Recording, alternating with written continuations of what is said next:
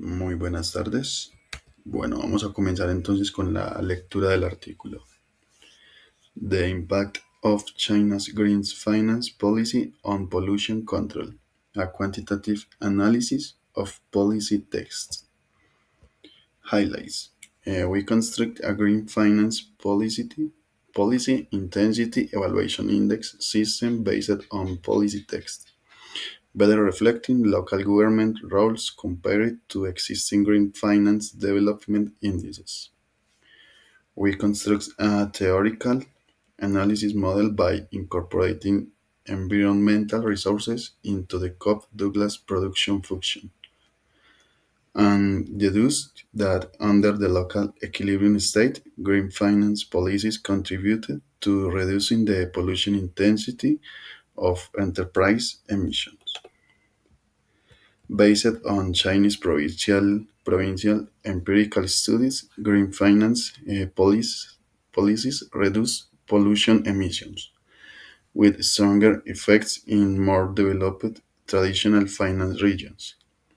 They also synergize with environmental regulation policies of pollution control. Abstract. In recent years, China China has successively introduced green finance policies with continuously stringent support, and the policy effects have been widely concerned. This paper constructs a theoretical analysis model by incorporating environmental resources into the Cobb-Douglas production function, and deduces that under the local equilibrium state, green finance policies contribute to reducing the pollution intensity of enterprise emissions. In the empirical examination section, this paper establishes a green finance policy intensity index using text analysis and conducts empirical analysis based on provincial panel data from 2009 and 2019. The study finds that green finance policies help reduce the intensity of industrial pollution emissions, and there exists a synergistic effect between green finance policies and environmental regulations. Further examination reveals that in regions with higher levels of financial development, the pollution control effect of green finance policies is better, and the synergistic effect between finance policies and environmental regulation is also stronger. Robustness tests also support the above conclusion. Based on this, the green finance policies implemented by the Chinese government have achieved good environmental governance effects and should continue to be implemented and improved. This also provides a model choice for other countries to explore pollution control methods. Introduction. Since the Industrial Revolution in the 18th century, humanity has extensively burned fossil fuels, releasing substantial amounts of greenhouse gases like carbon dioxide into the atmosphere, which has intensified the greenhouse effect and led to a continuous rise in global temperatures. Climate change has resulted in abnormal global weather patterns, triggering extreme natural disasters such as hurricanes, wildfires, floods, and droughts, posing severe threats and damage to global economic development, food security, human health, and ecosystems. Faced with increasingly severe environmental issues, the world urgently needs to break free from the constraints of resource and environment under the existing growth path and seek the economic growth points. Finance is the core of the modern economy, and the green finance has begun to play a significant role in advancing the green and low carbon transformation to the economic structure, assisting in ecological and environmental protection, and preventing and mitigating climate change risks. In 1980, the United States enacted the Comprehensive Environmental Response Compensation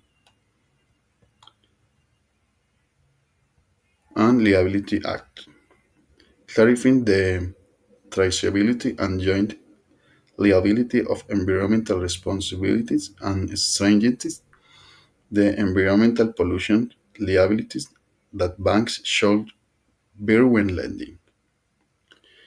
In the 1990s, the United Nations Environment Programme formulated guiding documents for the environmental responsibilities of financial institutions such as banks and insurance companies, marking the systematic implementation of environmental management systems by international financial institutions. Under the guidance of green finance policies, institutions such as Citibanks, Barclays, and ABN AMRO proposed the Equator Principles, the Climate Bonds Initiative, and the International Capital Market Association successively released the climate bond standards and the Green Bonds Principle, providing norms and standards for the development of international green credit and green bonds. In 2006, the United, the United Nations issued the Principles for Responsible Investment, proposing that financial institutions should consider the impact of surrounding societies and environment when extending credit. In 2013, during the Green Finance hearing in the British Congress, green finance was defined as financial activities of or investment phenomena that protect natural resources, reduce carbon emissions, enhance energy efficiency, and address climate change. During the 2006 G20 Hangzhou Summit, China and the UK jointly released the first G20 Green Finance Synthesis Report. Since then, the G20 Summit has annually published green finance development reports, primarily identifying obstacles to sustainable finance development and proposing corresponding solutions. Meanwhile, meanwhile, China has also started building a green financial system to promote the green transformation of its economy. The earliest step was in 1995 when the People's Bank of China issued the Notice of Implementing Credit Policies and Stringent Environmental Protection Work, which was the first time that the credit work of financial institutions was combined with environmental protection, incorporating environmental protection and pollution prevention into bank credit decision-making factors. In November 2007, the China Banking Regulatory Commission issued the guiding opinion of energy conservation and emission reduction credit work, advocating that financial institutions respond to the national energy conservation and emission reduction strategy, reduce loans to high energy consumption and high pollution projects, and meet the law and demands of energy saving and environmental protection projects.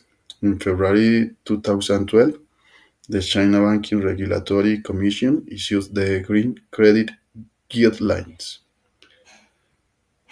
proposing to improve relevant credit management system, clarify the support direction and key areas to green credit, and promote the transformation of economic development patterns and economic structural adjustment.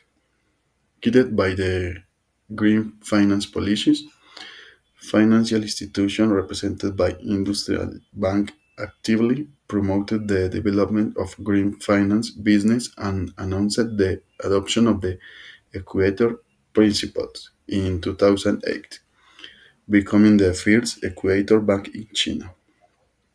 During this period, green insurance and carbon market policies also began to take shape.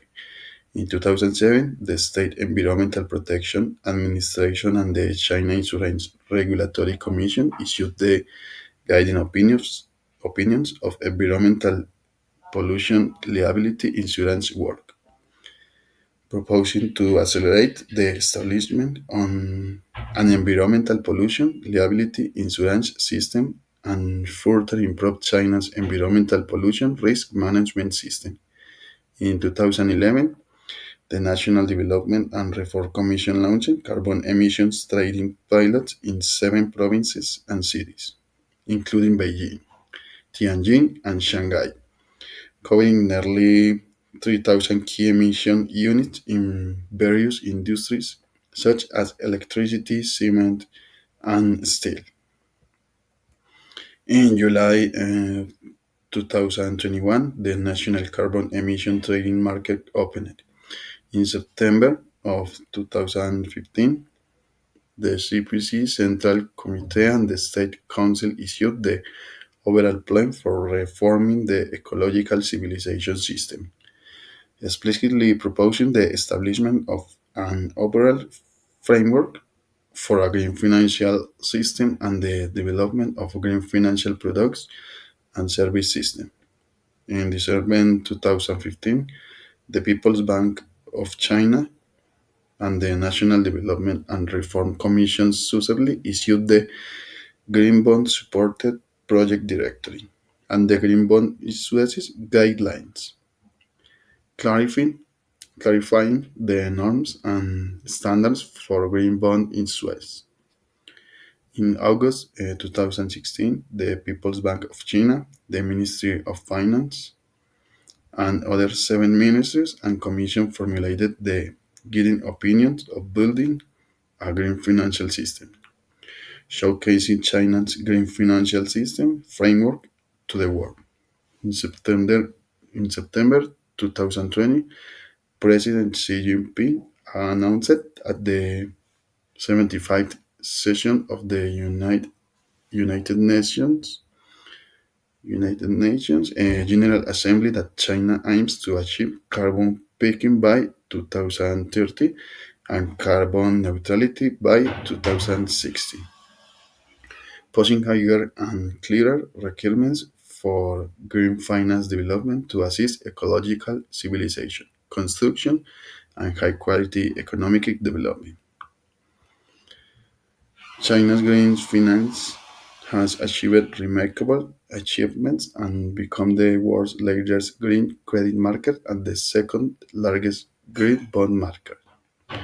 According to a report released by the People's Bank of China, by the end of 2023, the balance of green loans in both domestic and foreign currencies was 30.08 trillion yuan. Among them, loans to projects with direct and indirect carbon emissions reduction benefits were respectively 10.43 trillions RMB and 9.81 trillions RMB, accounting for 67.3% of green loans in total. According to Wine Data, in 2023, China issued 802 green bonds with a total issuance amount of 1.1185 trillion RMB. In the theory, the supply of green finance funds can, on the one hand, alleviate the financing constraints and enterprises in environmental protection, new energy and new materials, increase research and development investment, and provide more carbon products of service. On the other hand, it will reduce the supply funds to high pollution and high emission enterprises, forcing them to undergo technological transformation and upgrading or reduce production scale. Both aspects may reduce carbon emissions. Many empirical studies targeting the market development indicators of green finance have also confirmed the above effects. However, carbon emissions and pollution emissions exhibit severe externalities, and market failures caused by externalities are difficult to resolve through pure market means, necessitating government intervention.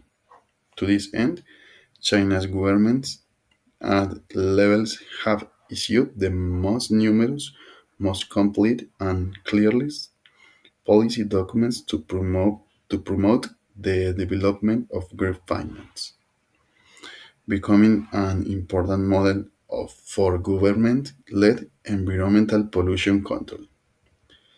Therefore, quantitatively measuring China's green finance policies and analyzing their impact to the ecological environment have important policy implications.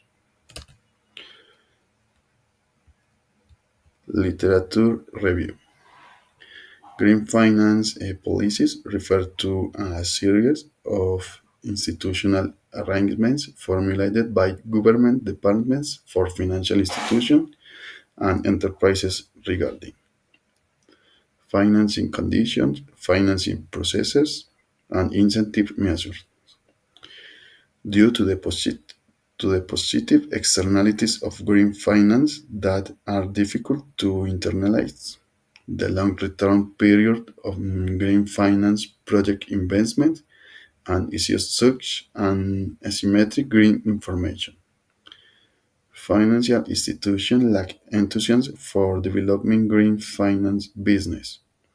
Collecting market failures requires the government to establish a comprehensive green finance policy support system. From a global perspective, governments of developed countries such as the United Kingdom and the United States use legal means to clarify the responsibilities and rights of environmental protection and employ policy tools such as fiscal and tax incentives to support the development of green finance, which has played a role in encouraging green investment and restraining pollution and high carbon investment in some specific areas. Some countries have also established legal systems and law enforcement frameworks to restrict and punish polluting activities, implementing incentive measures such as fiscal subsidies, tax reduction, and exceptions, and preferential interest rates to new energy and energy saving and environmentally friendly technologies and equipment, or promoted the development of green finance by establishing policy banks such as the UK Green Investment Bank and the German KfW Development Bank. Bueno, básicamente el artículo luego de esto tiene unos análisis ya que son un poco más técnicos y utilizando muchas más fórmulas que se pueden ver pues ahí como tal en el artículo. Básicamente analiza cómo las finanzas verdes de China y las políticas ambientales de países como China, Reino Unido y Estados Unidos están influyendo en la reducción de la contaminación y en el desarrollo económico sostenible. Estudia también la relación entre la inversión en proyectos verdes, los incentivos gubernamentales, reducción o eliminación de impuestos y el impacto en el medio ambiente. destacando que las políticas de control de contaminación pueden ser más efectivas cuando se integran con mecanismos financieros adecuados. El estudio muestra evidencia empírica de que el financiamiento verde no solo contribuye a la disminución de emisiones contaminantes, sino que también impulsa la innovación tecnológica y la competitividad empresarial. Favorece también una transición hacia una economía más sostenible. Ya desde la perspectiva pues académica, obviamente aporta a nuestra carrera que es la ingeniería financiera, al mostrar cómo el diseño de los instrumentos financieros puede alinear los objetivos económicos con los ambientales. Esto representa un aprendizaje clave. El ingeniero financiero no solo debe dominar la gestión de riesgos y la maximización del valor, sino también incorporar variables ambientales en la toma de decisiones financieras, que ya esto pues viene siendo muy importante en la época actual. Y ya esto pues abrió un campo de acción en la creación de bonos verdes, créditos sostenibles y esquemas de financiamiento ambiental, que hoy son herramientas fundamentales para empresas, gobiernos, incluso mercados que buscan un equilibrio entre rentabilidad y sostenibilidad. Listo, muchas gracias.